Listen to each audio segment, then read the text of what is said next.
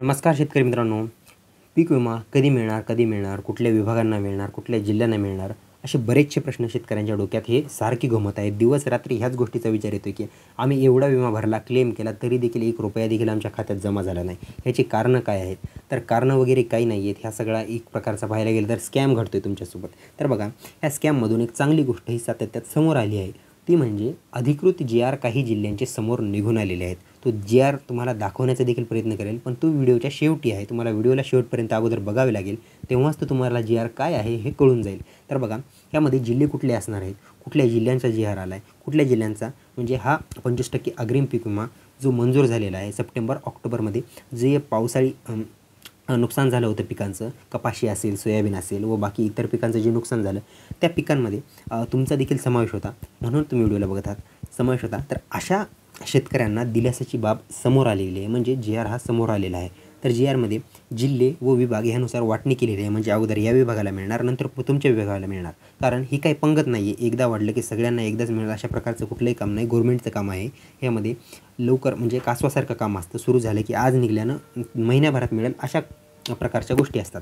तर शासनाने तारखा दिल्या, जी.आर काढला आहे. तो जी.आरमध्ये ज्याप्रमाणे दिले, आशा करूया त्याचप्रमाणे शेतकऱ्यांना लाभ मिळेल. तर तुम्ही व्हिडिओला शेवटपर्यंत नक्की बघा. जी.आर काय है तो देखील वाचा.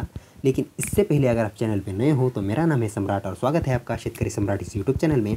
अगर आपने चैनल को लाइक, सब्सक्राइब और दबा के शेयर नहीं किया है तो वो भी कर दो, और जो इसके नीचे कुंडी के नीचे जो घंटा दिख रहा है यानी बेल आइकन दिख रहा है उसे भी दबाओ ताकि नोटिफिकेशन पाओ. तो चलिए करते वीडियो को स्टार्ट और तुम भी कर दो वीडियो को लाईक. तर बघा मित्रांनो, जे नागपूर विभाग म्हणजेच विदर्भ विभाग, त्यामध्ये नागपूर विभागामध्ये जे जिल्हे येतात, ह्या जिल्ह्यांकरिता हा जी.आर आला आहे. त्याचप्रमाणे पुणे जिल्ह्यांच्या पुणे विभागातल्या जे जिल्हे आहेत त्यांचा देखील जी.आर आलेला आहे. जमलं तर ते दोन्ही जी.आर मी तुम्हाला व्हिडिओमध्ये दाखवण्याचा प्रयत्न करेल. जर ते जी.आर दोन जरी दाखवता नाही आले, कारण व्हिडिओ खूप मोठा होऊ शकतो, तरी मी दाखवण्याचा प्रयत्न करेल. तर तुम्ही शेवटपर्यंत नक्की बघा. तर ह्यामध्ये सर्वात प्रामुख्याने पाहायला गेलं तर नागपूर विभागासाठी हा जी.आर आलेला आहे. त्यामध्येच जालना व छत्रपती संभाजीनगर जो विभाग आहे त्यांच्यासाठी देखील अपडेट आहे, ती व्हिडिओच्या शेवटी असणार आहे. तर बघा, हा जी.आर म्हणजे असा की तुम्हाला आचारसंहितेमध्ये, या आचारसंहिते अगोदर जे तुमचे अग्रिम पीक विम्याचे सोयाबीन, कापूस, कपाशीचे जे सप्टेंबर-ऑक्टोबरमध्ये नुकसान झाले होते, ह्यांच्याकरिता जी प्रोसेस निवडणुकीच्या दरम्यान, म्हणजे आचारसंहिता ही 1 महिना होती, तुम्हाला देखील माहीत आहे. तर आचारसंहितेच्या दरम्यान जी गव्हर्नमेंटची जी प्रोसेस ही ठप्प झाली होती, म्हणजे स्टॉप करण्यात आली होती, तर ही प्रोसेस आता पुन्हा एकदा सुरू करण्यात आलेली आहे. तर ह्यामध्ये प्रामुख्याने बघा, नागपूर विभागातले जे जिल्हे आहेत त्यांच्यासाठी हा अग्रिमाचा पीक विमा येत्या 12 डिसेंबरपासून जमा होण्याची शक्यता आहे. हे मी नाही, हा जी.आर सांगतो आहे. स्वतः तुम्ही जी.आर पाहून घ्या. म्हणजेच 12 डिसेंबर गव्हर्नमेंटने ही तारीख दिली आहे, पण ह्यामध्ये हळूहळू बदल होऊ शकतात. कारण अशी शक्यता वर्तवण्यात येते की पुणे विभाग व हे नागपूर विभाग यांना एका वेळेला, म्हणजे थोडंफार 2-3 दिवस मागे पुढे होऊ शकतं, ह्या वेळेला ह्यांना वाटपाची शक्यता वर्तवण्यात आलेली आहे. तर बघा, पुणे विभागामध्ये पुणे, सोलापूर, कोल्हापूर हे जे जिल्हे येतात तिकडचे, त्या साईडचे, त्यांना हा वाटप होणार आहे. म्हणजे पुण्यामध्ये रक्कम पाहायला गेलं तर 10,42,00,000च्या आसपास, 10,42,000च्या आसपास आहे. तर बघा, यामध्ये शेतकरी देखील कमी आहेत, म्हणून त्यांना रक्कम कमी आहे. आणि नागपूर विभागाकरिता रक्कम जास्त निर्धारित करण्यात आलेली आहे. तर त्यामध्ये ज्या तुमच्या पीक विमा कंपन्या आहेत त्यांच्या माध्यमातून हा पीक विमा वाटप होणार आहे. तर तो जी.आर कुठल्या प्रकारचा आहे ते तुम्हाला मी थोड्याच वेळात दाखवणार आहे. तर तुम्ही व्हिडिओला शेवटपर्यंत नक्की बघा. त्यामध्येच बघा, काही शेतकऱ्यांचे असे देखील प्रश्न आहेत की बघा, आमचा जिल्हा हा आहे.